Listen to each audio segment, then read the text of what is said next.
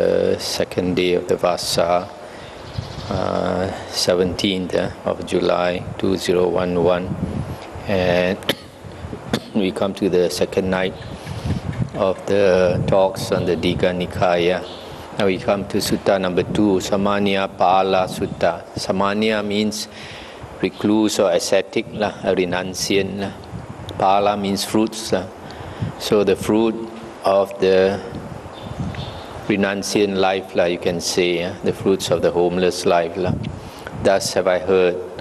Once the Lord was staying at Rajagaha in Jivaka Kumarabhacha's mango grove, together with a large company of some 1,250 monks.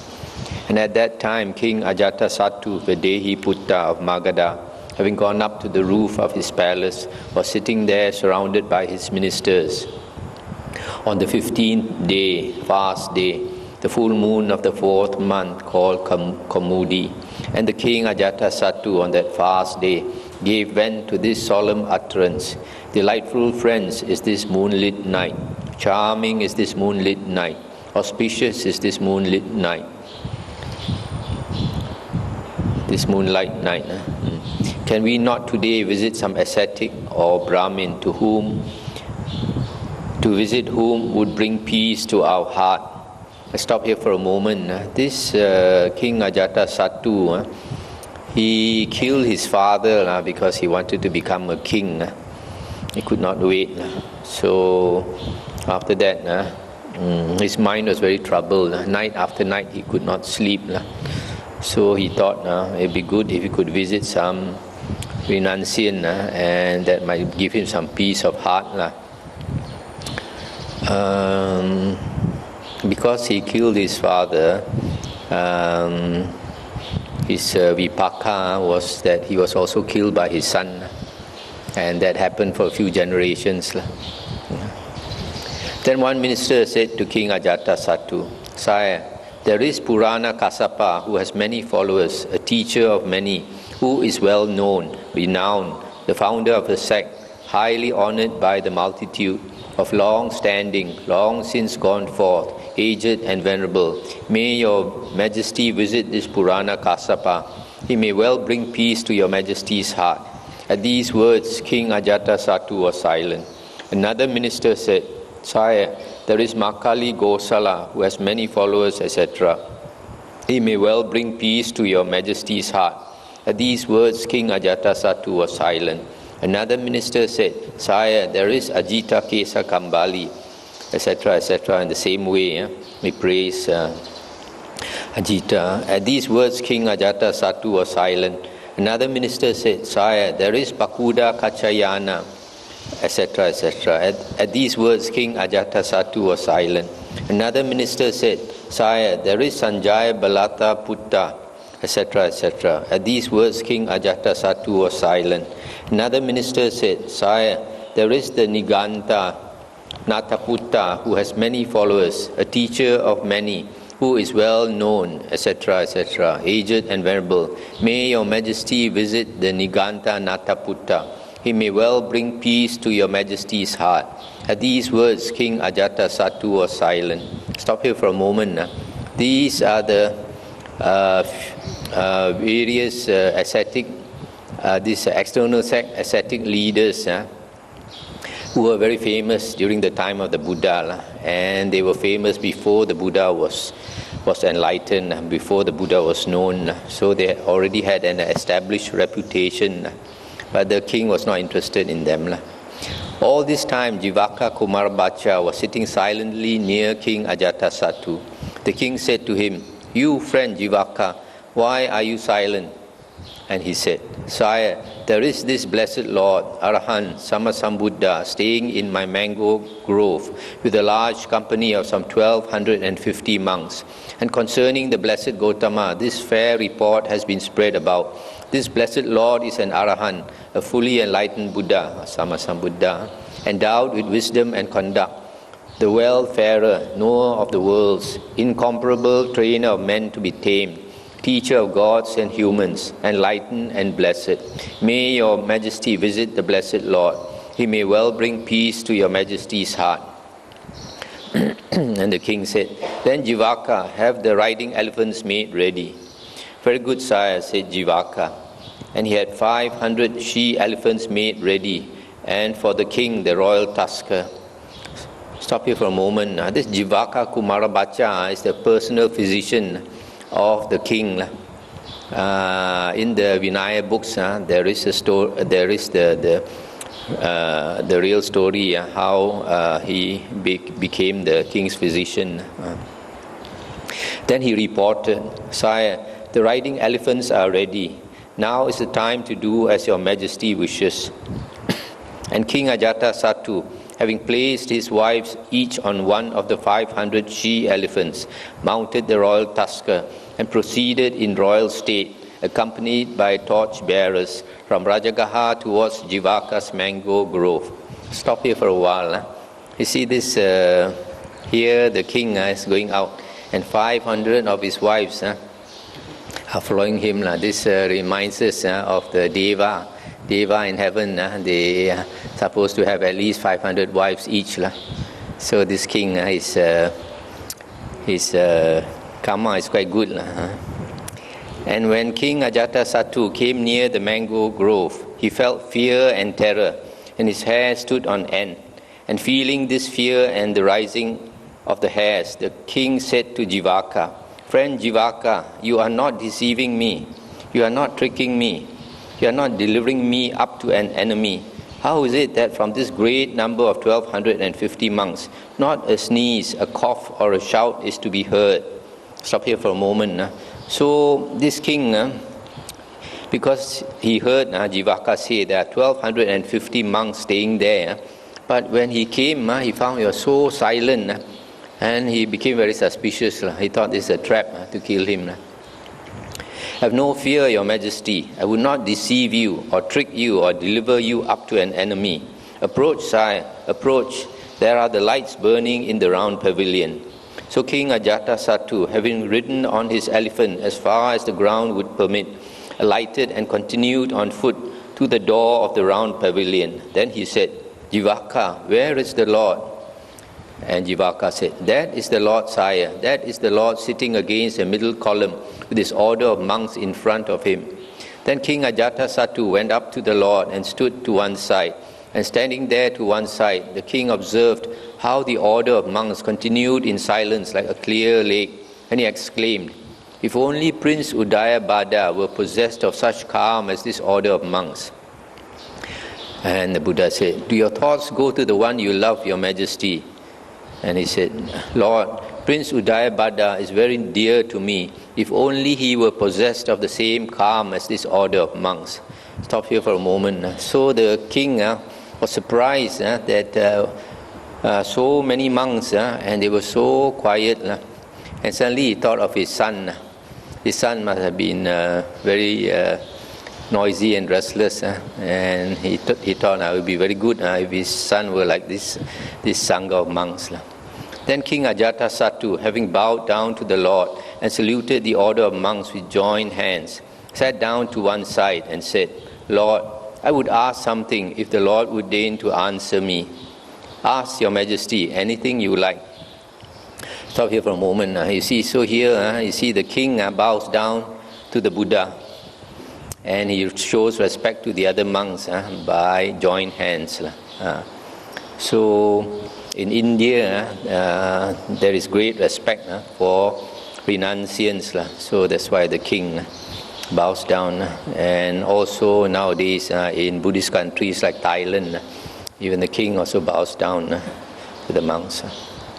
And he said, "Lord, just as there are these various craftsmen, such as elephant drivers, horse drivers, chariot fighters, archers, standard bearers, adjutants, army caterers, champions and senior officers, scouts, heroes, brave fighters, cuirassiers, slave sons, cooks, barbers, bathmen, bakers, garland makers, bleachers, weavers, basket makers, potters, calculators, and accountants, and whatever other skills there are. They enjoy here and now the visible fruits of their skills. They themselves are delighted and pleased with this, as are their parents. children and colleagues and friends. They maintain and support ascetics and Brahmins, thus assuring for themselves a heavenly, happy reward tending towards paradise. Can you, Lord, point out to such a reward, visible here and now, as a fruit of the homeless life? Stop here for a moment. So this king is like many lay persons, ignorant lay persons. They think, why must a person become a monk? The life of a monk is so hard, so much suffering. I have to live in the forest, beg for the food, I have not even a cent in the pocket, and all this thing. And so he wants to know what is the reason for becoming a renunciant, a homeless one. And the Buddha said, Your Majesty, do you admit that you have put this question to other ascetics and Brahmins? I admit it, Lord. Would Your Majesty mind saying how they replied? I do not mind telling the Lord or one like him. Well then, Your Majesty, tell me. Once, Lord, I went to see Purana Kassapa.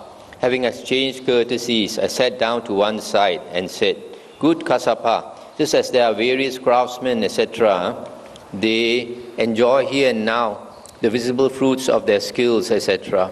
Can you, Kassapa, point to such a reward, visible here and now, as a fruit of the homeless life? At this, Lord, Purana Kassapa said, Your Majesty, by the doer or instigator of a thing, by one who cuts or causes to be cut, by one who burns or causes to be burned, by one who causes grief and weariness, by one who agitates or causes agitation, who causes life to be taken, or that which is not given to be taken, commits burglary, carries off booty, commits robbery, lies in ambush, commits adultery, and tells lies, no evil is done. If with a razor-sharp wheel one were to make of this earth one single mass and a heap of flesh, there would be no evil as a result of that. No evil would accrue. If one were to go along the south bank of the Ganges, killing, slaying, cutting or causing to be cut, burning or causing to be burned, there would be no evil as a result of that. No evil would accrue.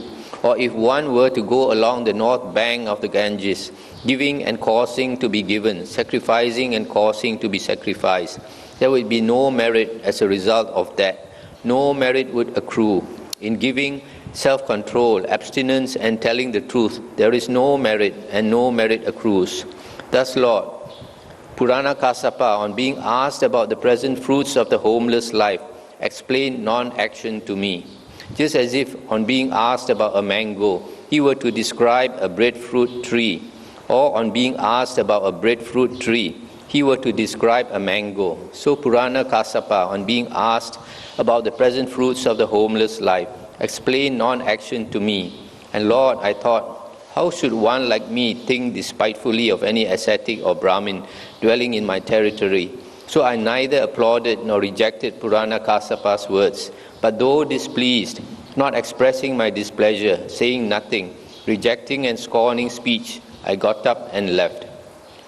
Stop here for a moment. So here you see this Purana Kassapa, when you ask him a question, he does not answer your question. Instead, he's trying to explain his doctrine, his belief, his view. And his view is that if you kill all the people in this whole world, there's no evil. And if you do good deeds also, there's no merit. This is very dangerous talk. He's saying there's no karma vipaka. So you can do all the evil you like. There's no result of that evil. And there's no use in doing good also, he's saying. So if his followers believe that, then they will not do any good, and they will do a lot of evil. So this king felt displeasure. In fact, he feels like despising this Purana Kassapa, but he thought he should not despise him. So without saying anything, he left. Once I visited Makali Gosala and asked him the same question. Makali Gosala said, Your Majesty, there is no cause or condition for the defilement of beings. They are defiled without cause or condition. There is no cause or condition for the purification of beings. They are purified without cause or condition. There is no self-power or other power There is no power in humans, no strength or force, no vigor or exertion. All beings, all living things, all creatures, all that lives is without control, without power or strength. They experience the fixed cause of pleasure and pain through the 6 kinds of rebirth. There are 1,400,000 principal sorts of birth and 6,000 others, and again 600. There are 500 kinds of karma, of 5 kinds and 3 kinds, and half karma, 62 parts, 62 intermediary aeons, 6 classes of humankind, 8 stages of human progress, 4,900 occupations, 4,900 wanderers, 4,900 abodes of Nagas, 2,000 sentient existences, 3,000 hells, 36 places of dust, 7 classes of rebirth as conscious beings, 7 as unconscious beings, and 7 as beings freed from bonds, 7 grades of devas, men, goblins, 7 lakes, 7 great and 7 small protuberances, 7 great and 7 small abysses, 7 great and 7 small dreams, 8,400,000 aeons, during which fools and wise run on and circle round till they make an end of suffering. Therefore, there is no such thing as saying, by this discipline or practice or austerity or holy life, I will bring my unripened karma to fruition, or I will gradually make this ripened karma go away. Neither of these things is possible, because pleasure and pain have been measured out with a measure, limited by the round of birth and death.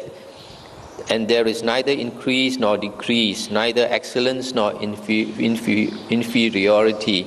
This as a ball of string, when thrown, runs till it is all unravelled. So fools and wise run on and circle round till they make an end of suffering. Thus, Makali Gosala, on being asked about the fruits of the homeless life, explained the purification of the round of birth and death to me. So I neither applauded nor rejected Makali Gosala's words, but got up and left. Stop here for a moment. So here this Makali Gosala is saying, everything is destined and there's no use of effort. In the sutta, one of the suttas, the Buddha scolded this Makali Gosala and called him a fool, because the Buddha said he's leading people into the woeful plains of rebirth. Once I visited Ajita Kesa Kambali and asked him the same question. Ajita Kesa Kambali said, Your Majesty, there is nothing given, bestowed, offered in sacrifice. There is no fruit or result of good or bad deeds. There is not this world or the next. There is no mother or father. There are no spontaneously arisen beings. There are in the world no ascetics or Brahmins who have attained, who have perfectly practiced, who proclaim this world and the next, having realized them by their own super knowledge. This human being is composed of the 4 great elements, and when one dies, the earth part reverts to earth, the water part to water, the fire part to fire, the air part to air, and the faculties pass away into space. They accompany the dead man with 4 bearers, and the bier as 5th. Their footsteps are heard as far as the cremation ground. There the bones whiten, the sacrifice ends in ashes. This is the idea of a fool to give this gift. The talk of those who preach a doctrine of survival is vain and false. Fools and wise, at the breaking up of the body, are destroyed and perish. They do not exist after death. Thus, Ajita Kesam Kambali, on being asked about the fruits of the homeless life, explained the doctrine of annihilation to me, and I got up and left. Stop here for a moment. So here you find this Ajita Kesa Kambali, he has wrong view, does not believe in karma, does not believe there are other planes of rebirth, does not believe that there are holy men, and he says when beings die, there is nothing left. Everything is destroyed. No more existence. So he's an annihilationist. So he's another famous teacher. When being asked a question, he talks about something else. Once I visited Pakuda Kachayana and asked him the same question. Pakuda Kachayana said, Your Majesty, these 7 things are not made or of a kind to be made, uncreated, unproductive, barren, false, stable as a column. They do not shake, do not change, obstruct one another, nor are they able to cause one another pleasure, pain, or both. What are the 7? The earth body, the water body, the fire body, the air body, pleasure and pain, and the life principle. These 7 are not made, etc. Thus there is neither slain nor slayer, neither hearer nor proclaimer, neither knower nor causer of knowing. And whoever cuts off a man's head with a sharp sword does not deprive anyone of life. He just inserts the blade in the intervening space between these 7 bodies. Thus, Lord, Pakuda Kachayana, on being asked about the fruits of the homeless life, answered with something quite different, etc. I got up and left. Sorry for a moment. So here is another foolish teacher saying about 7 things that he thinks exist. Also says there is no karma vipaka. I visited Niganta Nataputta and asked him the same question. The Niganta Nataputta said, Your Majesty, here a Niganta is bound by a 4-fold restraint. What for? He is curbed by all curbs, enclosed by all curbs, cleared by all curbs, and claimed by all curbs. And as far as a Niganta is bound by this 4-fold restraint, thus the Niganta is called self-perfected, self-controlled, self-established. Thus, Lord, the Niganta Nataputta, on being asked about the fruits of the homeless life, explained the 4-fold restraint to me, etc. I got up and left. I stopped here for a moment. This Niganta Nataputta, this was another famous teacher, but he's one of the few that his followers exist right up to now. They are also called the Jains. And he is one of 3 types of ascetics in India at the time of the Buddha who are naked ascetics. And they are very strict vegetarians, these Nigantas. They are vegans. And not only vegans, even I think up to today, they will not take, like for example, green vegetables. They say green vegetables have life. So they will only take yellow vegetables, which they say have no more life. Because I know a doctor who told me when he was young, he worked in India, and he went to attend to one rich lady and found that she was suffering from malnutrition, and then realized that because they were Nigantas, they were not eating any meat, not taking any milk, etc. Once I visited Sanjaya Balata Putta and asked him the same question. Sanjaya Balata Putta said, If you ask me, is there another world? If I thought so, I would say so. But I don't think so. I don't say it is so. And I don't say otherwise. I don't say it is not. And I do not say it is not. If you ask, isn't there another world? Or both or neither? Is there fruit or result of good and bad deeds? Isn't there both? Neither. Does the Tathagata exist after death? Does he not? Both, neither. I don't not say it is not. Thus, Lord, Sanjaya Balata Putta, and being asked about the fruits of the homeless life, replied by evasion, just as if on being asked about a mango, he were to describe a breadfruit, etc. And I thought, of all these ascetics and Brahmins, Sanjaya Balata Putta is the most stupid and confused. So I neither applauded nor rejected his words, but got up and left. Stop here for a moment. So this Sanjaya is one of those. In the last night we heard about eel wrigglers. He's an eel wriggler. He doesn't say this, he doesn't say that, and he says he doesn't say that he doesn't say also. And so, Lord, I now ask the Blessed One, just as there are these various craftsmen, etc., who enjoy here and now the visible fruits of their skills, assuring for themselves a heavenly happy reward, etc. Can you, Lord, point to such a reward, visible here and now, as a fruit of the homeless life? I can, Your Majesty. I will ask a few questions in return, and you, Sire, shall answer as you see fit. What do you think, Sire? Suppose there were a man, a slave, a laborer, getting up before you and going to bed after you, willingly doing whatever has to be done, well-mannered, pleasant spoken, working in your presence, and he might think, it is strange, it is wonderful, the destiny and fruits of meritorious deeds. This King Ajatasattu, Vadehi Putta of Magadha, is a man, and I too am a man. The king is addicted to and indulges in the 5 four sense pleasures, just like a god. Whereas I am a slave, etc., working in his presence. I ought to do something meritorious. Suppose I were to shave off my hair and beard, don yellow robes and go forth from the household life into homelessness. And before long he does so. And he, having thus gone forth, might dwell restrained in body, speech and thought, satisfied with a minimum of food and clothing, content in solitude.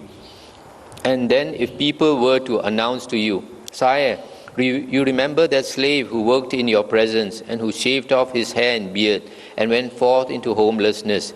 He is living restrained in body, speech and thought, etc., in solitude. Would you then say, that man must come back and be a slave and work for me as before?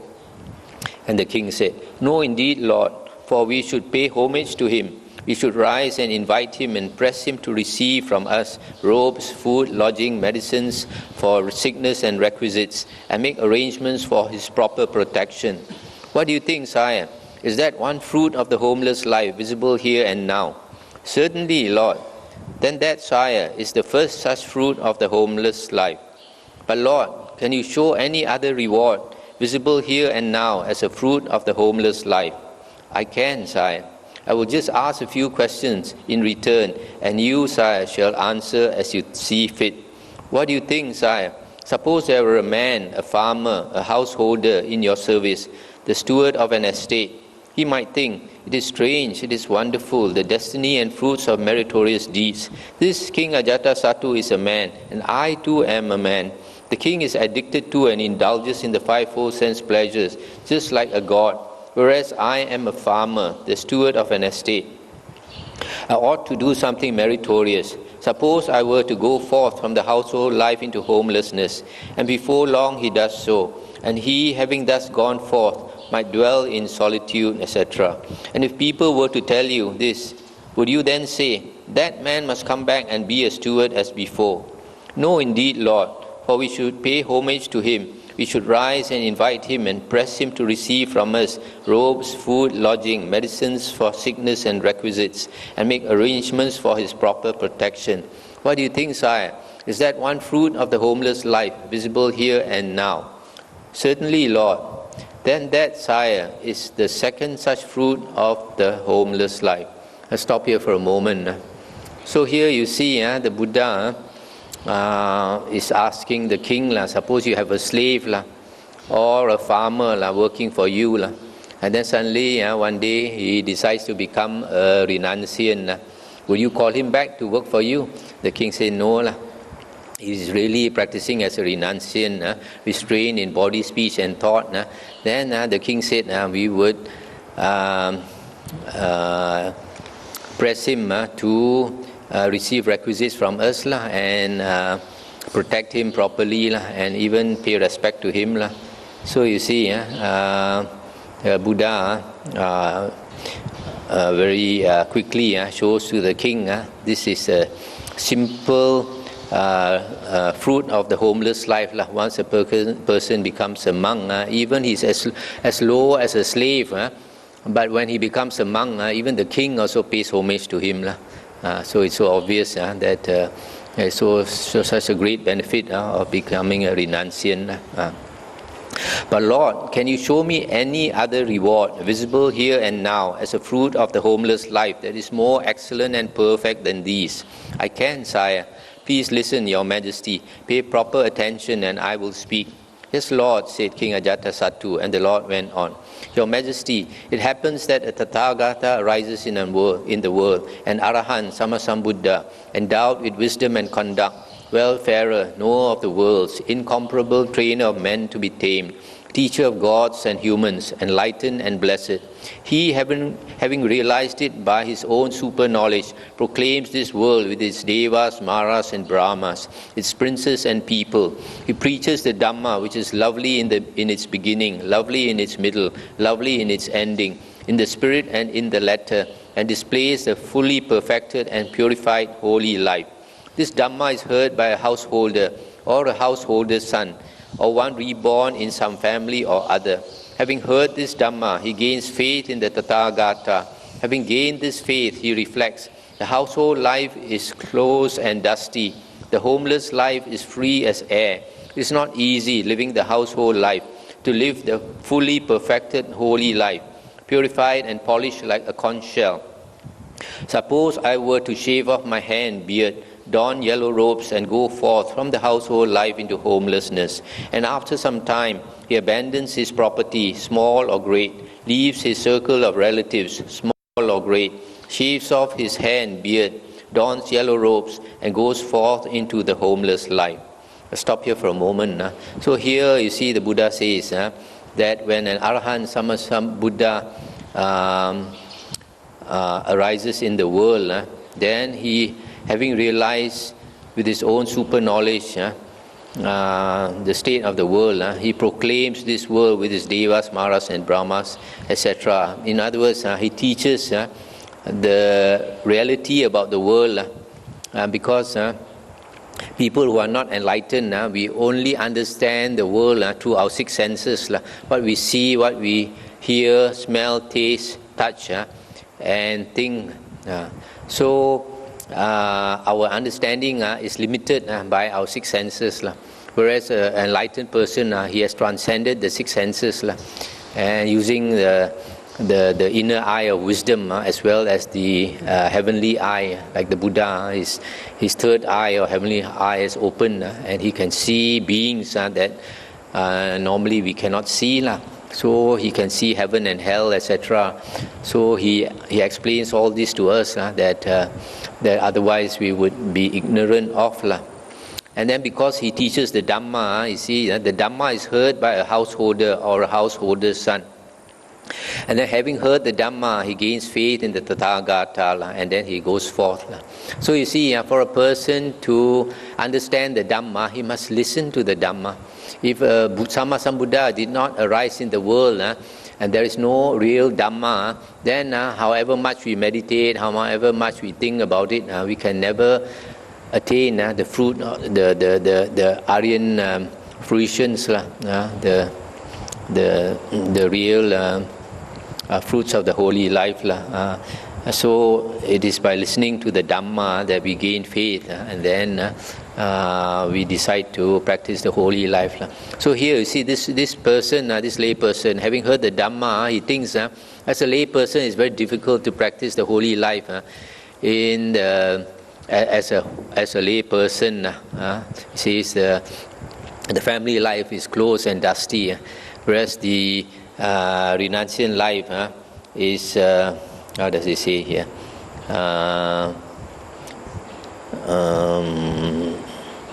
Homeless life is free as air, and so in other words, to practice the holy life only as a renunciant, it is more convenient, more you have more freedom, free as air, freedom to practice the holy life. That's why people go forth.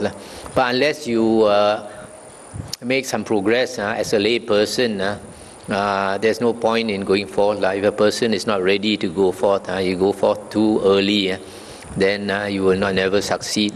Only as a lay person you have practiced enough, you have advanced enough, then you find that you are restricted in time, you are restricted in many ways. So if you really want to practice, then only you renounce. So a person who renounces, abandons his property, leaves his circle of relatives, small or great, and goes forth. A lot of people, they think they want to renounce, but they don't really understand what it means to renounce. So if a person doesn't really understand what it means to renounce, he should not renounce. You have to be very, very sure of yourself. Because when a person renounces, then he has to abandon his property, he has to leave his family, friends and relatives, etc. If you are not ready to do that, then you are not ready to renounce. And having gone forth, he dwells restrained by the restraint of the rules, persisting in right behavior, seeing danger in the slightest faults, observing the commitments he has taken on regarding body, deed, and word, devoted to the skilled and purified life, perfected in morality with the sense doors guarded, and skilled in mindful awareness and content. And how, sire, is a monk perfected in morality? Abandoning the taking of life, he dwells refraining from taking life, without stick or sword, scrupulous, compassionate, trembling for the welfare of all living beings. Thus he is accomplished in morality, abandoning the taking of what is given, abandoning unchastity, etc., and so on, through the 3 sections on morality as in Sutta 1, verses 1.8 to 1.27. A monk refrains from such base arts and wrong means of livelihood. Thus he is perfected in morality. Stop here for a moment.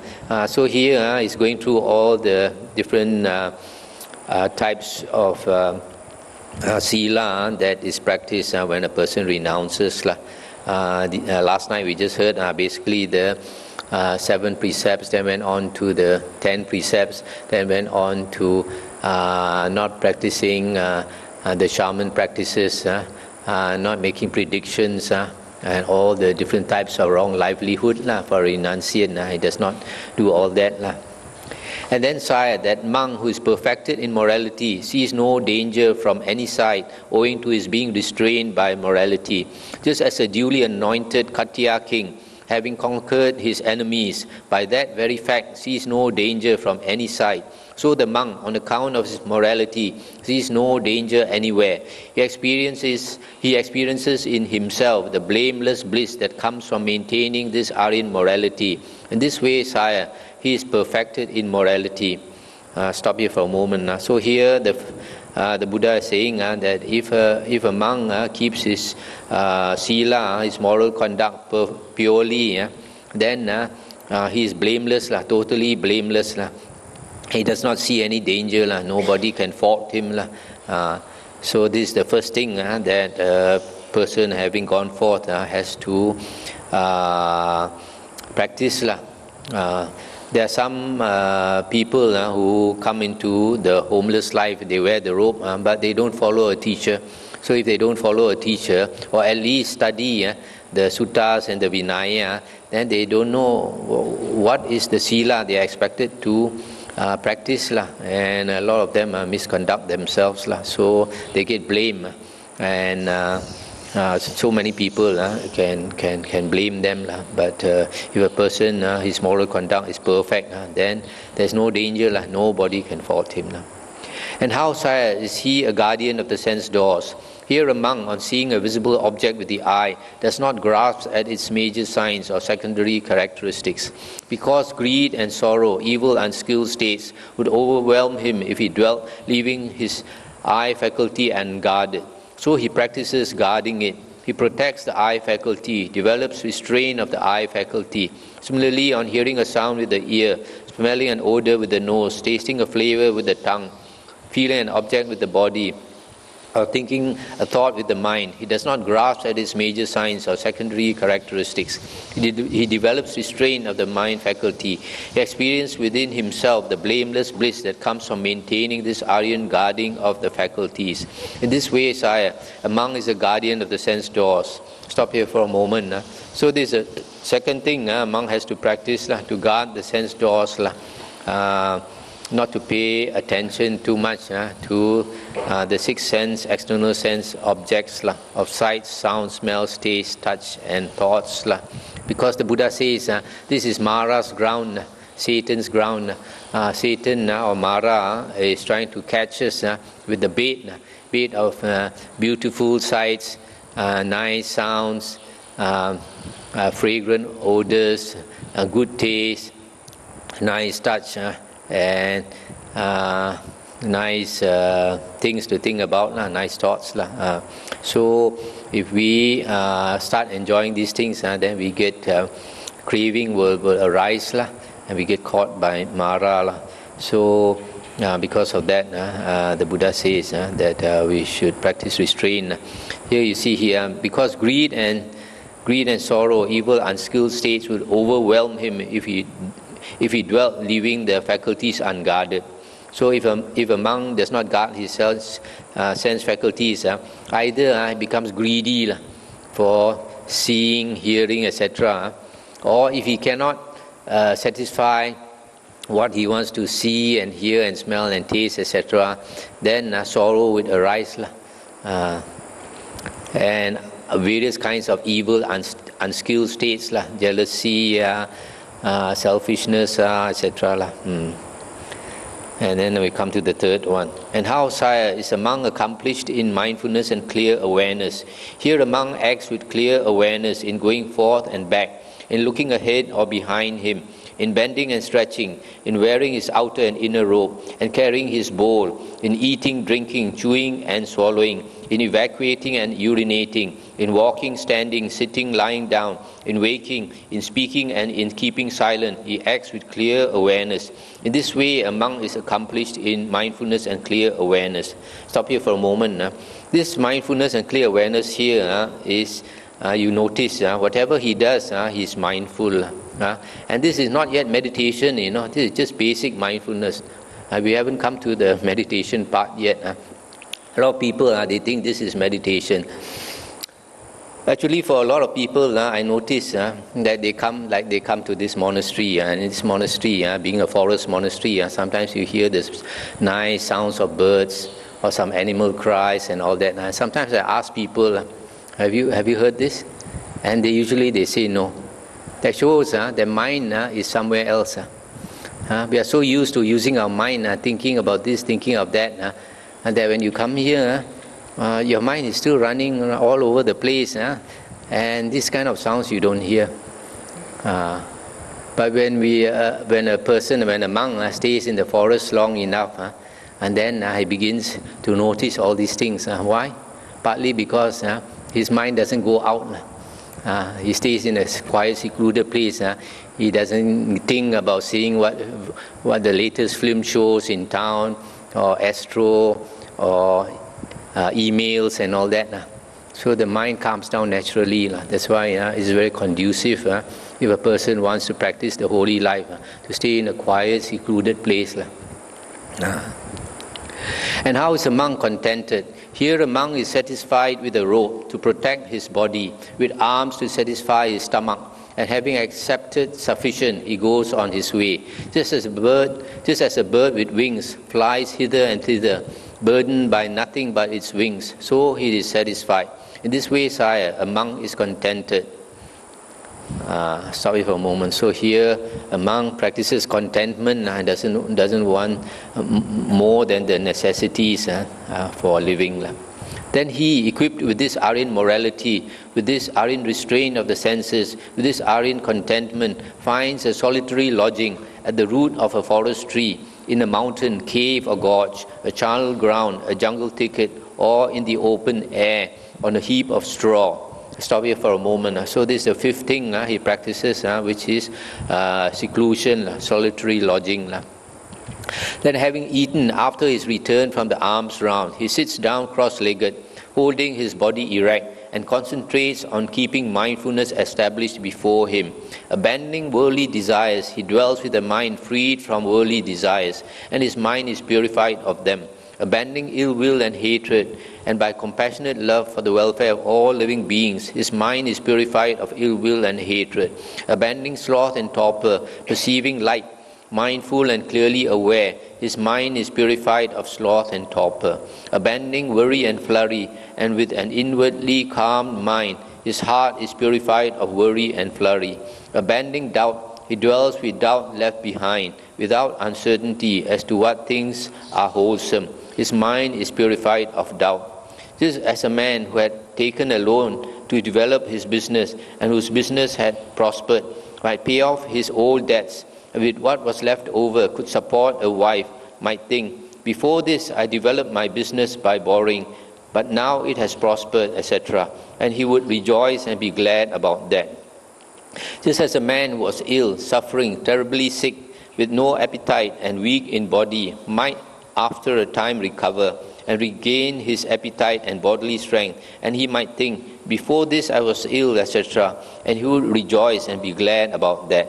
Just as a man might be bound in prison, and after a time he might be freed from his bonds without any loss, with no deduction from his possessions. He might think, before this I was in prison, etc., and he would rejoice and be glad about that.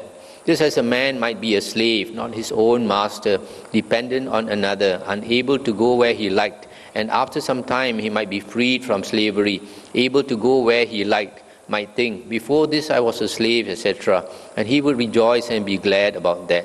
Just as a man laden with goods and wealth might go on a long journey through the desert where food was scarce and danger abounded, and after a time he would get through the desert and arrive safe and sound at the edge of a village, might think, before this I was in danger, now I am safe at the edge of a village, and he would rejoice and be glad about that. As long, sire, as a monk does not perceive the disappearance of the 5 hindrances in himself, he feels as if in debt, in sickness, in bonds, in slavery, on a desert journey. But when he perceives the disappearance of the 5 hindrances in himself, it is as if he were freed from debt, from sickness, from bonds, from slavery, from the perils of the desert. Okay, stop here for a moment. So here is the meditation part. So here the Buddha says, a monk wants to practice meditation. He goes to a secluded place, an aranya, and he sits down cross-legged and concentrates on keeping mindfulness established before him. This is satipatthana. For example, mindfulness of the breath. And then he keeps meditating, and slowly the 5 hindrances are abandoned. So you look at all these similes given by the Buddha, it is meant to convey that this abandonment of the hindrances are quite permanent, not like some people say that you only abandon the 5 hindrances when you are in jhana, but when you come out of jhana, the hindrances come back. This is not true. One thing you must know, the 5 hindrances are things that obsess your mind. They are so strong. They are called 5 hindrances because they hinder you from thinking straight, from thinking clearly, so that you don't have the higher wisdom. So because they are strong, they are called hindrances. So when the hindrances are abandoned, it does not mean that they disappear entirely. There is still some of it left, but they are not strong. And because they are not strong, they are not strong enough to obsess your mind. They are not called hindrances. The difference, for example, with an arahant is that the roots have been plucked out. For an arahant, the roots have been plucked out. So even the little amount of hindrance is not there. But for a person who has not yet become an arahant, the roots of these 5 hindrances are still there. But because they are like lalang. When lalang is the grass is tall, and they obstruct us from walking properly. But when you cut it down, for example, to 1 inch or 2 inch, they don't obstruct you anymore, even though they are there, but they're very little. So in the same way, these 5 hindrances, when a person attains the jhanas, they are cut away. That's why you see in this paragraph 74, he says, as long, sire, as a monk does not perceive the disappearance of the 5 hindrances in himself. So these 5 hindrances disappear. That means they are no more a hindrance. Also you notice in paragraph 68, when a person is just about to enter the first jhana, he is in that state, what later books call the threshold concentration or assess concentration. Upachara Samadhi, that's the term that was coined later. You find when a person attains that state, you see they are perceiving light, mindful and clearly aware. So he experiences light, and this light wells up from within his body, from within his heart, because the light wells up from within. So some people say the heart is in the chest. The heart is in the chest, but really the heart or the mind is everywhere. The whole world is the mind. So now we come to paragraph 75. And when he knows that these 5 hindrances have left him, gladness arises in him. From gladness comes delight. From the delight in his mind, his body is tranquilized. And with a tranquil body, he feels joy. And with joy, his mind is concentrated. Delight is piti, and joy is sukha. Being thus detached from sense desires, detached from unwholesome states, he enters and remains in the first jhana, which is with, here it says thinking and pondering, but I think a better translation, which is with thought directed and thought sustained, born of detachment, filled with delight and joy. And with this delight and joy, born of detachment, he so suffuses, drenches, fills and irradiates his body that there is no spot in his entire body that is untouched by this delight and joy born of detachment.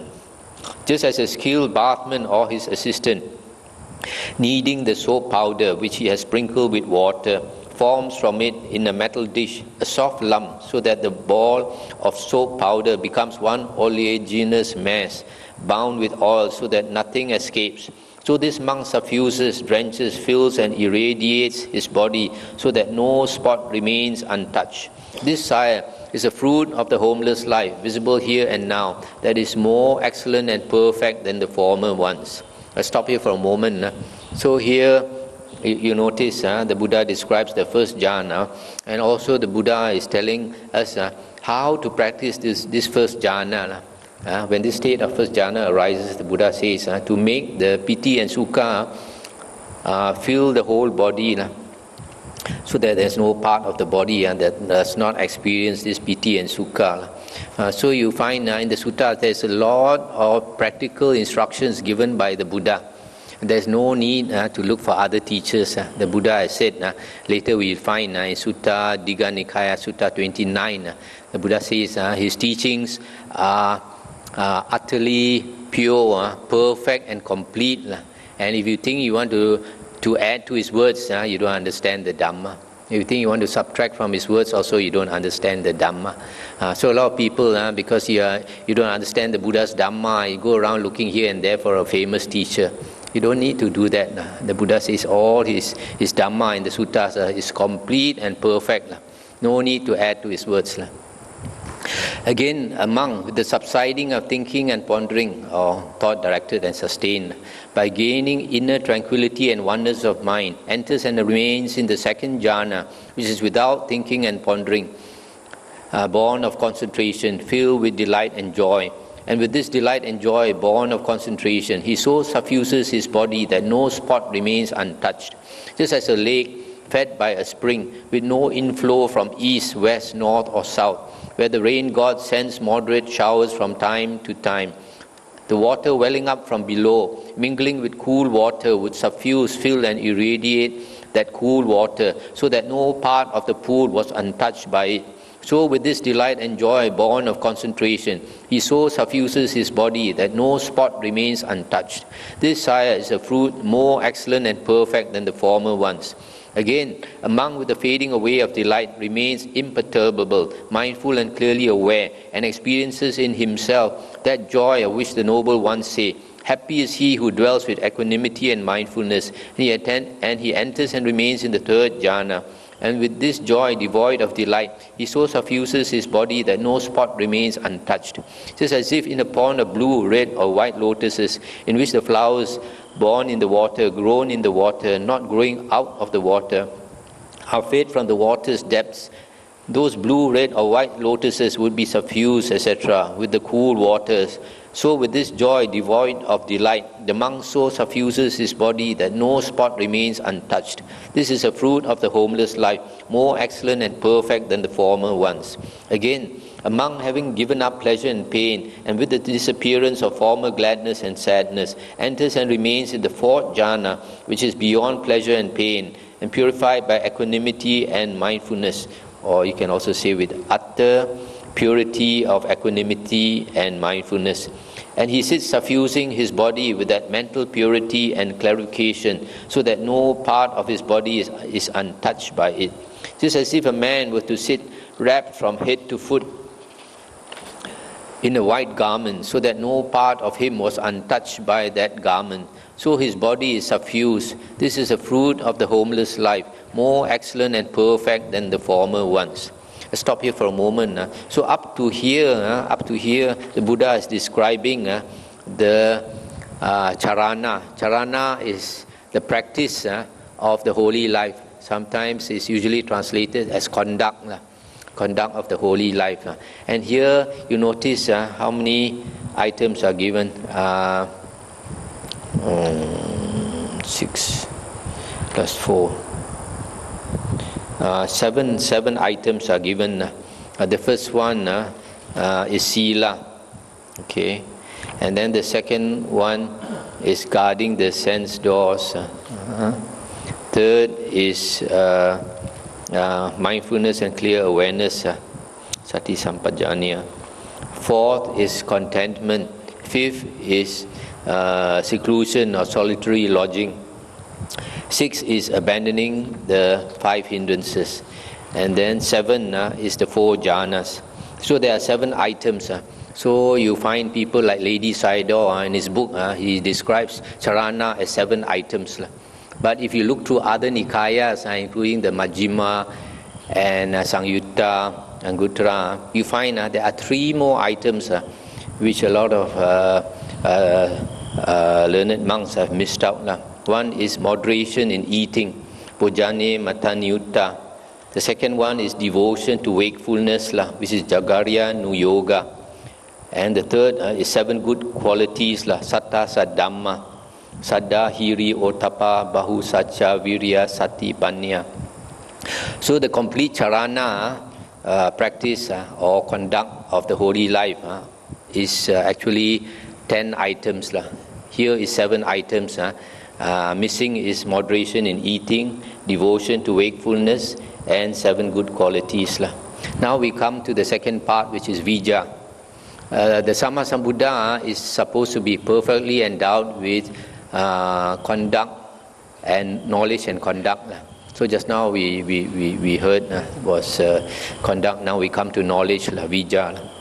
And so with mind concentrated, purified and cleansed, unblemished, free from impurities, malleable, workable, established, and having gained imperturbability, he dwells, he directs and inclines his mind towards knowing and seeing. And he knows, this my body is material, made up from the 4 great elements, born of mother and father, fed on rice and gruel, impermanent, liable to be injured and abraded, broken and destroyed. And this is my consciousness, which is bound to it and dependent on it. It is just as if there were a gem, a beryl, pure, excellent, well cut into 8 facets, clear, bright, unflawed, perfect in every respect, strung on a blue, yellow, red, white, or orange cord.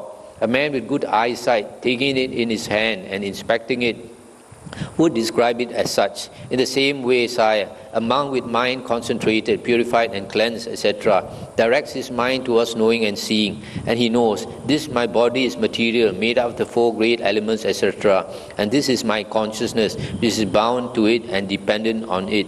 This is a fruit of the homeless life, more excellent and perfect than the former ones. We'll stop here for a moment. So this is the first knowledge that this monk, after attaining the 4 jhanas, and his mind being very concentrated, purified, cleansed, malleable and wieldy, he directs it to this is called, this part is called vipassana jnana, contemplation knowledge. Contemplation knowledge. So you see here, vipassana means contemplation. It's not insight. Vipassana jnana means contemplation knowledge. He contemplates, he realizes this body, this self has a material part and consciousness. And he with mind concentrated, etc., having gained imperturbability, applies and directs his mind to the production of a mind-made body. And out of this body he produces another body, having a form, mind-made, complete in all its limbs and faculties. Just as if a man were to draw out a reed from its sheath, he might think, this is the reed, this is the sheath. Reed and sheath are different. Now the reed has been pulled from the sheath. Or as if a man were to draw a sword from the scabbard, he might think, this is the sword, this is the scabbard. Sword and scabbard are different. Now the sword has been drawn from the scabbard. Or as if a man were to draw a snake from its old skin, he might think, this is the snake, this is the skin. Snake and skin are different. Now the snake has been drawn from its skin. In the same way, a monk with mind concentrated, etc., directs his mind to the production of a mind-made body. He draws that body out of this body, having form mind-made, complete with all its limbs and faculties. This is the fruit of the homeless life, more excellent and perfect than the former ones. Stop here, this for a moment. This is the second knowledge he acquires. Because of having attained the fourth jhana, he is able to draw out from the top of his head another body. Sometimes in the suttas I describe as a golden body. It looks exactly like the physical body. This is called Mano Maya Idi, mind created body. It's a type of psychic power. Now we come to the third. And he with mind concentrated, etc., applies and directs his mind to the various supernormal powers. He then enjoys different powers. Being one, he becomes many. Being many, he becomes one. He appears and disappears. He passes through fences, walls and mountains unhindered, as if through air. He sinks into the ground and emerges from it as if it were water. He walks on water without breaking the surface, as if on land. He flies cross-legged through the sky like a bird with wings. He even touches and strokes with his hand the sun and moon, mighty and powerful as they are. And he travels in the body as far as the Brahma world. Just as a skilled potter or his assistant can make from well-prepared clay whatever kind of bowl he likes, or just as a skilled ivory carver or his assistant can produce from that well-prepared ivory any object he likes, or just as a skilled goldsmith or his assistant can make any gold article he likes, so the monk with mind concentrated, etc., enjoys various supernormal powers. This is a fruit of the homeless life. Stop here for a moment. This is the third knowledge he acquires. This is called Psychokinesis. In Pali is Idi Vida. These are the various types of psychic power. That he can multiply his body, he can appear and disappear, he can go through the wall, he can sink into the ground and come up, he can walk on water, he can fly through the air as far as the Brahma world. So you notice the human body, with the human body, a person with psychic power, the maximum he can fly with his human body is only up to the Brahma world, not higher. So he can even touch the sun and the moon. This type of psychic power nowadays, you cannot find. Sometimes certain cultivators, they might have one, they might have two, but not all these psychic powers like the Buddha and his Arahant disciples have. So the Buddha describes this as a fruit of the homeless life. So it is something that comes naturally, and it is something good, not like some people say that psychic powers are bad. It is bad if you don't have the Dhamma to support you, because people, if they don't understand the Dhamma, when they attain psychic power, their ego becomes very big, like Devadatta. So it's very important. The Buddha always says, when you practice the Eightfold Path, to attain right view first. If you don't attain right view, then you may go off the track, go wrong way like Devadatta. So it is always stressed that wrong view, the right view is the most important. If you don't have right view, you haven't entered the Noble Eightfold Path. So to enter the Noble Eightfold Path, you must start with right view. Then only it will lead you to the others. And right view in the suttas, in the Majjhima Nikaya Sutta 43, it says there are two conditions for right view. One is the listening to the voice of another. Another person must teach you the Dhamma, the real Dhamma, the true Dhamma. Then you understand. That is the first condition. The second one is proper attention or careful attention. You pay proper attention, then only you can understand. Okay, now we come to the fourth knowledge. And he with mind concentrated, etc., applies and directs his mind to the divine ear. With the divine ear purified and surpassing that of human beings, he hears sounds both divine and human, whether far or near. Just as a man going on a long journey might hear the sound of a big drum, a small drum, a conch, cymbals, or a cattle drum, and he might think, that is a big drum, a small drum, etc., a cattle drum. So the monk with mind concentrated, etc., hears sounds, divine or human, far or near. This is a fruit of the homeless life, more excellent and perfect than the former ones. Stop here for a moment. So here you see, the Buddha is giving progressively higher attainments. So each one, when the Buddha describes, the Buddha says, this is more excellent and perfect than the previous ones. So this one, the divine ear, is called Dibbasota. In English, it's called clairaudience. So a person with this divine ear, he wants to hear ghosts talking, he can hear. He wants to hear devas talking, he can hear. He wants to hear us talking also, he can hear. And he, with mind concentrated, etc., applies and directs his mind to the knowledge of others' minds. He knows and distinguishes with his mind the minds of other beings or other persons. He knows the mind with passion to be with passion. He knows the mind without passion to be without passion. He knows the mind with hatred to be with hatred. He knows the mind without hatred to be without hatred. He knows the deluded mind to be deluded. He knows the undeluded mind to be undeluded. He knows the narrow mind to be narrow. He knows the broad mind to be broad. He knows the expanded mind to be expanded. He knows the unexpanded mind to be unexpanded. He knows the surpassed mind to be surpassed. He knows the unsurpassed mind to be unsurpassed. He knows the concentrated mind to be concentrated. He knows the unconcentrated mind to be unconcentrated. He knows the liberated mind to be liberated. He knows the unliberated mind to be unliberated. Just as a woman or a man or young boy, fond of his appearance, might examine his face in a brightly polished mirror or in water, and by examination will know whether there was a spot there or not. So the monk with mind concentrated, etc., directs his mind to the knowledge of others' minds. This is the fruit of the homeless life, more excellent than the former ones. So this one, knowledge of others' minds, is called Ceto Pariya Jnana. In Chinese it's called Ta Sin Tong. Now we come to the sixth. And he with mind concentrated, etc., applies and directs his mind to the knowledge of previous existences. He remembers many previous existences: 1 birth, 2, 3, 4, 5 births, 10, 20, 30, 40, 50 births, 100, 1,000, 100,000 births, several periods of contraction, of expansion, of both contraction and expansion. There my name was so and so, my clan was so and so, my caste was so and so, my food was such and such. I experienced such and such pleasant and painful conditions. I lived for so long. Having passed away from there, I arose there. There my name was so and so, etc. And having passed away from there, I arose here.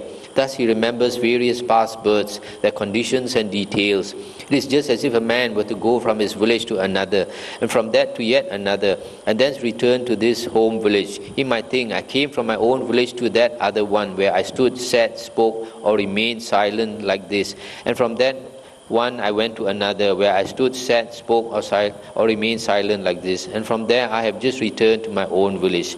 Just so the monk with mind concentrated, etc., remembers past births. This is the fruit of the homeless life, more excellent and perfect than the previous ones. So here is remembering past lives. In Pali it's called Pube Nivasa Nusati. Now we come to number 7. And he with mind concentrated, etc., applies and directs his mind to the knowledge of the passing away and arising of beings. With the divine eye, purified and surpassing that of humans, he sees beings passing away and arising, base and noble, well-favored and ill-favored, to happy and unhappy destinations as karma directs them. And he knows these beings, on account of misconduct of body, speech or thought, or disparaging the noble ones, have wrong view, and will suffer the karmic fate of wrong view. At the breaking up of the body after death, they are reborn in a lower world, a bad destination, a state of suffering, hell.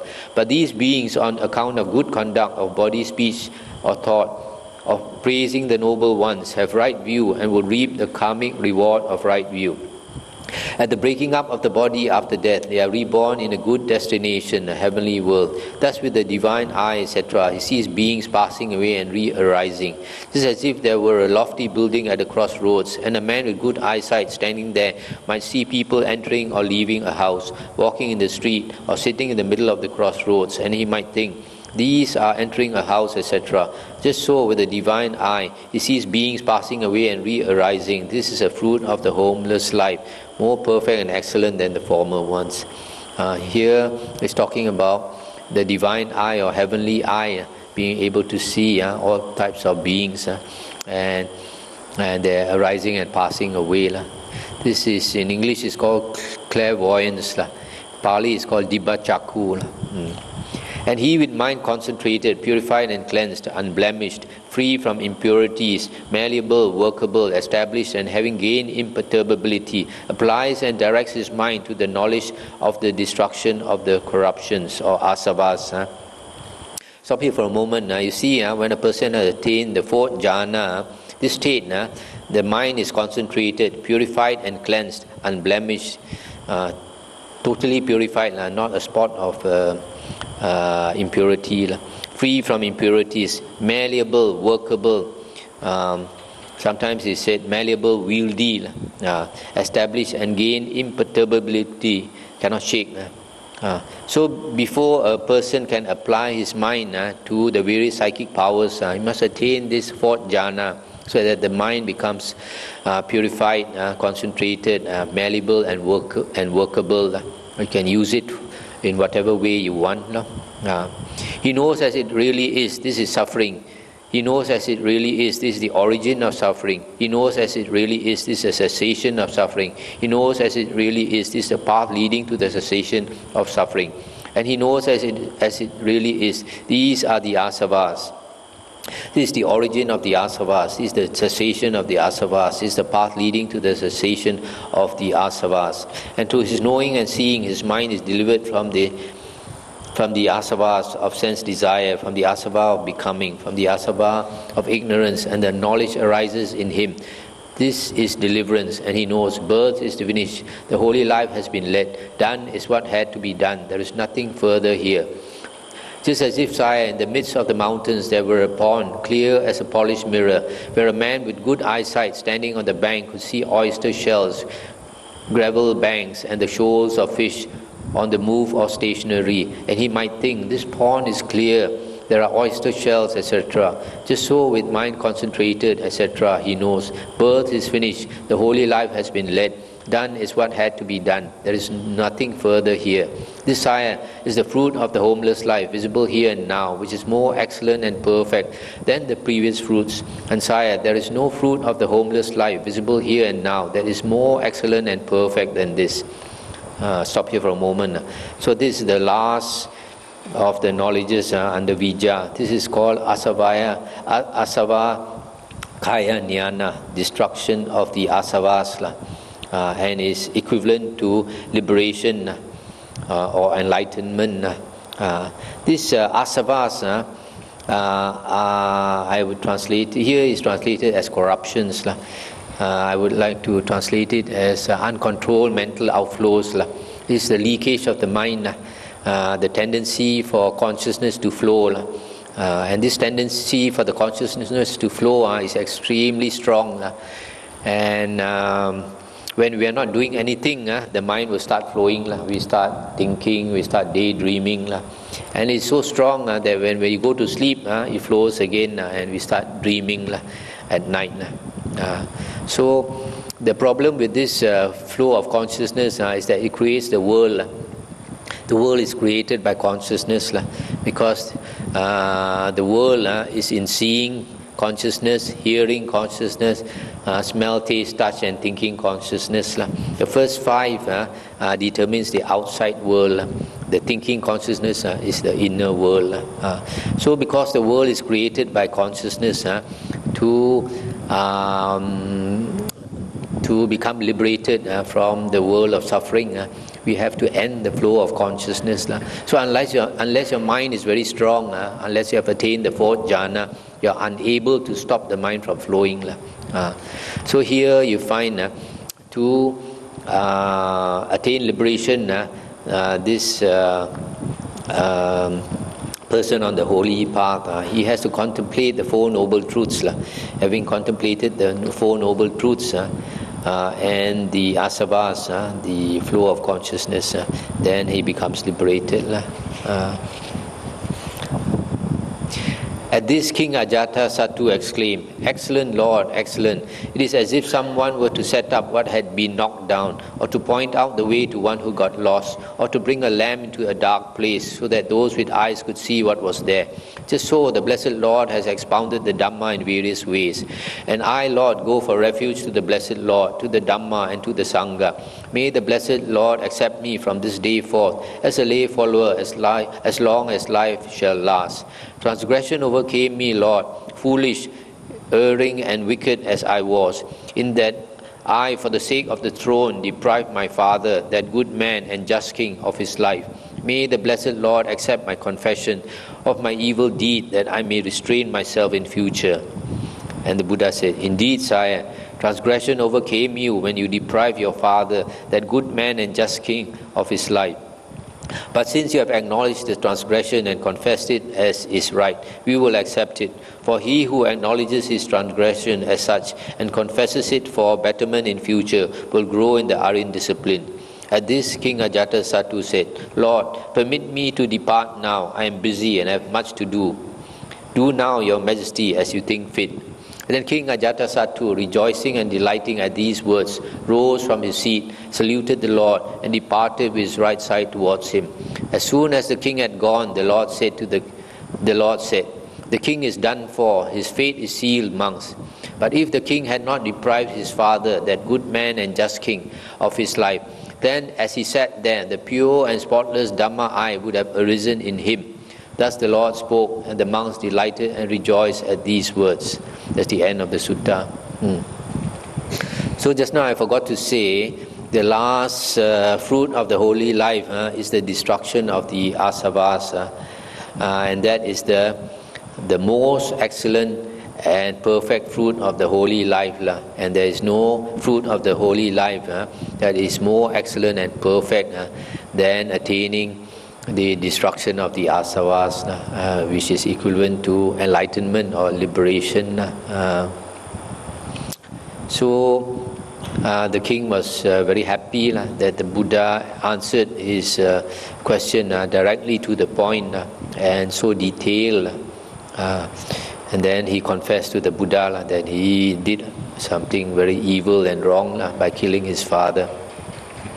And the Buddha later told his monks that this king is done for, his fate is sealed. What do you mean by his fate is sealed?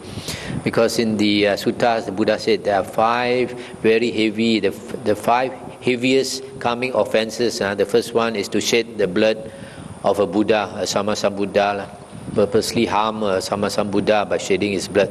Secondly, killing an Arahant. Third one is killing your mother. Fourth is killing your father. And the fifth is splitting the Sangha into 2 Sanghas. A Sangha that is harmonious, you split the Sangha into 2 Sanghas.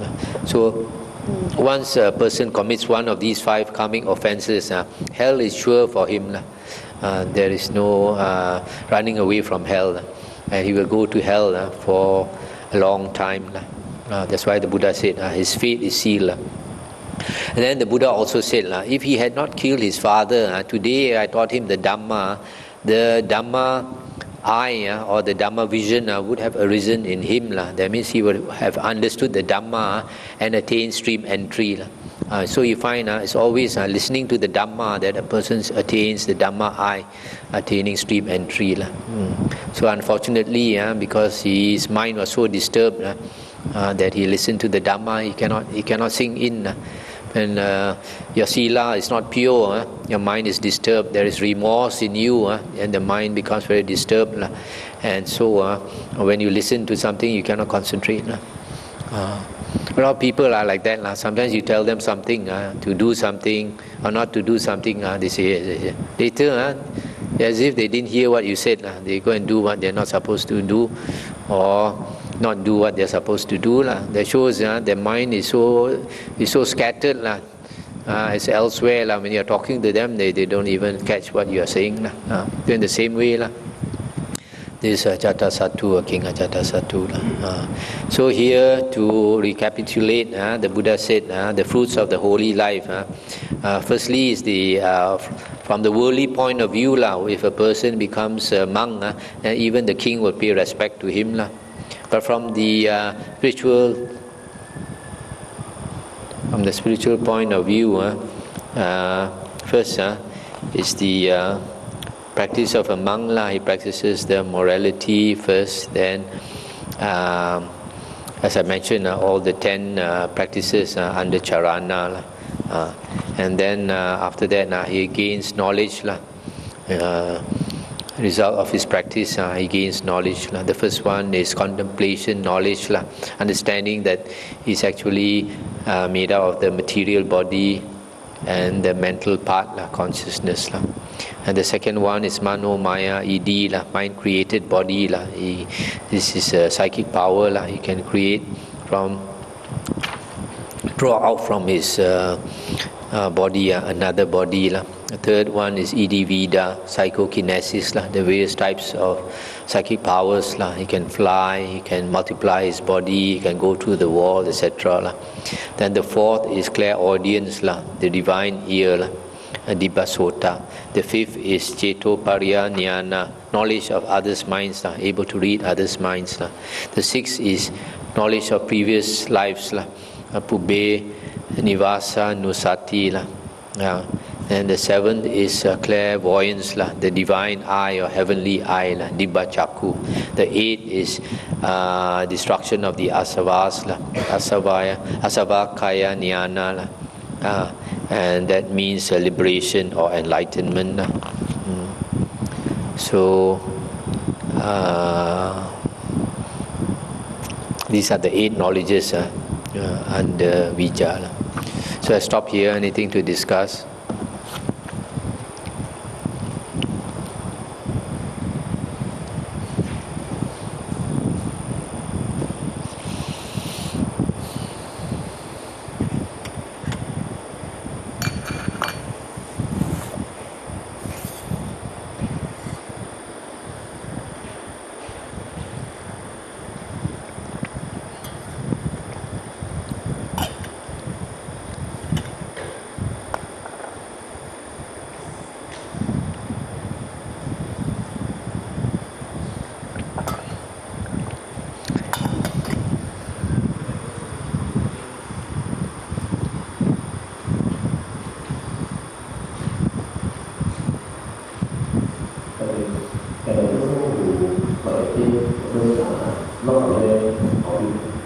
No, how can a person attain the first jhana and not aware of it? It means he's not mindful. There are some monks who say that when you attain jhana, you don't know. And then when you come out of it, only you know. And that means he was asleep. He was not in jhana. Jhana is a very mindful state. Very mindful. You cannot be more mindful than when you are in jhana.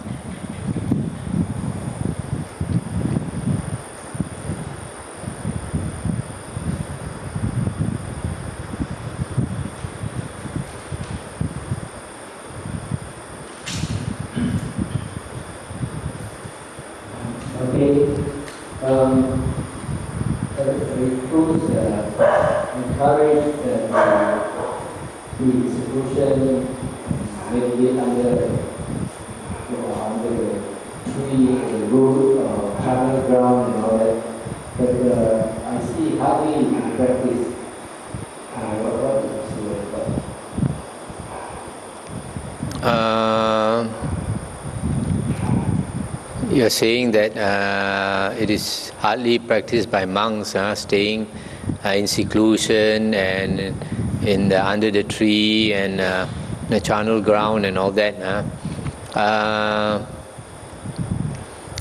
In the early part of the Buddha's ministry or teaching, the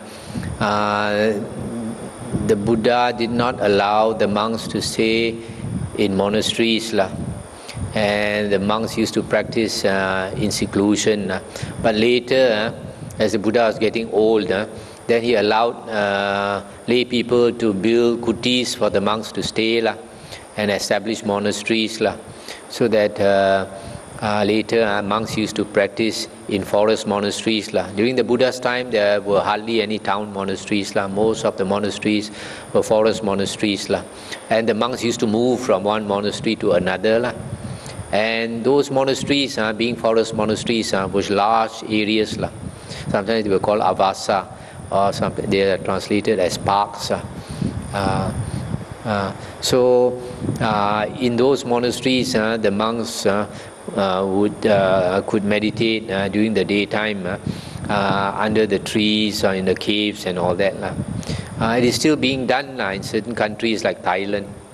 In fact, you find in the whole world, the most number of forest monks are found in Thailand. In Sri Lanka, you have some. But in Burma, you can hardly find, because Burma is there's a lot of fighting between the Karen tribesmen and the government. So it's dangerous for monks to travel in the mountains or in the forest. So in Burma, you can hardly find forest monks. But formerly, maybe. So there still are forest monks, like in Sri Lanka, in Thailand. But those monks, you don't know them because they don't want to know you. They want to stay alone. Okay, another question.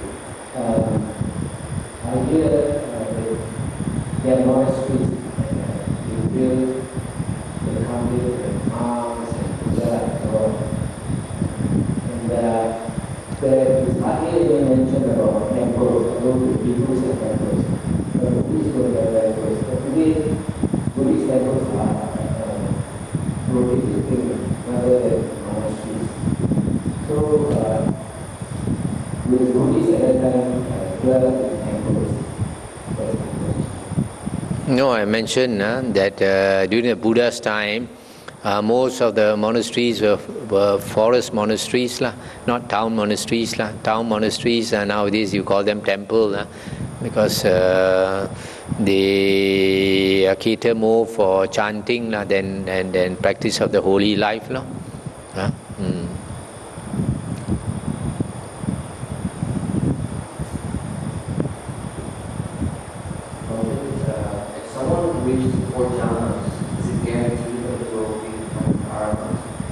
No, not guaranteed. Those who don't understand the Dhamma, they won't even become a Sotapanna. You got to understand the Dhamma. And if you understand the Dhamma, and with the fourth jhana, you might become liberated.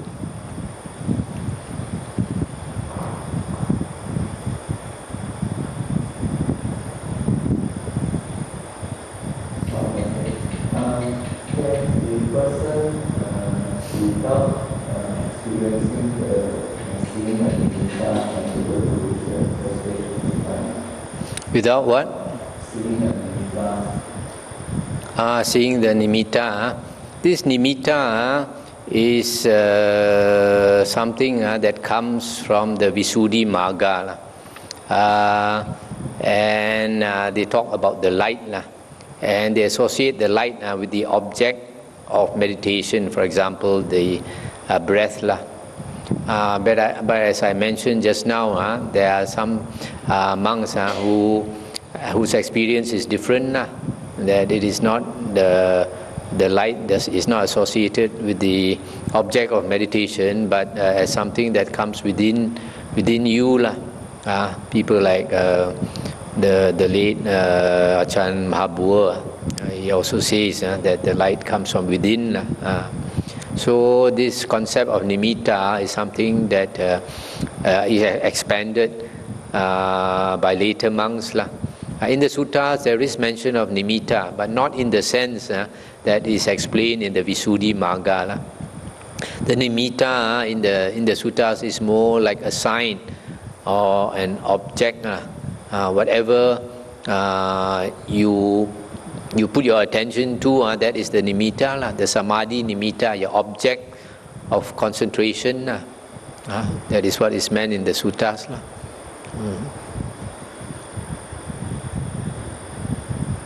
So the problem nowadays with the monks who follow the books like the Visuddhimagga is that they might start with the breath meditation. They contemplate the breath.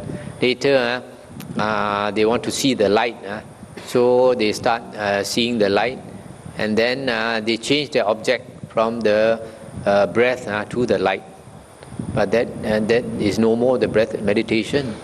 In the Buddha's teaching, it is concentration on the breath all the way until a person attains the first jhana. And then only he can put his attention on the 5 jhana factors. The 5 jhana factors does not include light.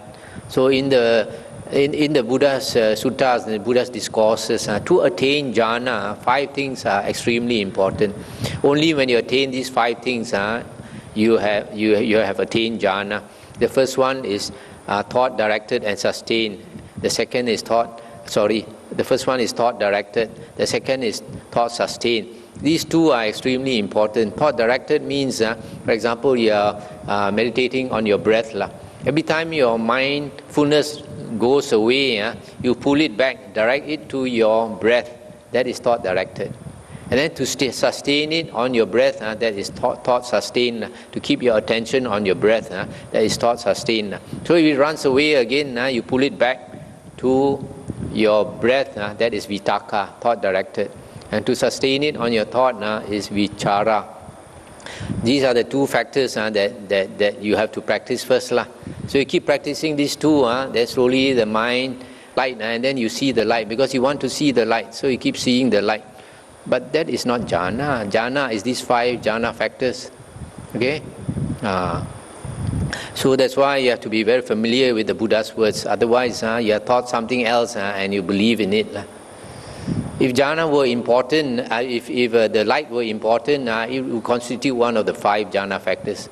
But because it is not in the 5 jhana factors, it is not important in the Buddha's discourse. Only the 5 jhana factors are important because only the 5 jhana factors will bring you into jhana.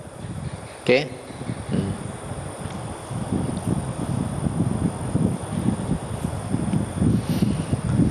So shall we end here? It's getting late. You're tired.